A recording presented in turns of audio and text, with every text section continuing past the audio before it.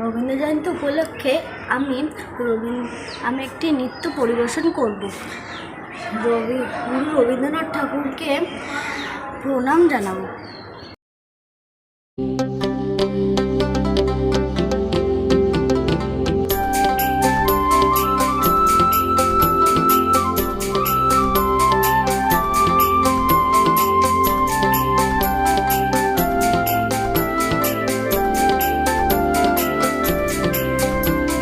গ্রাম ছাড়া ওই রাঙা মাটির পথ আমার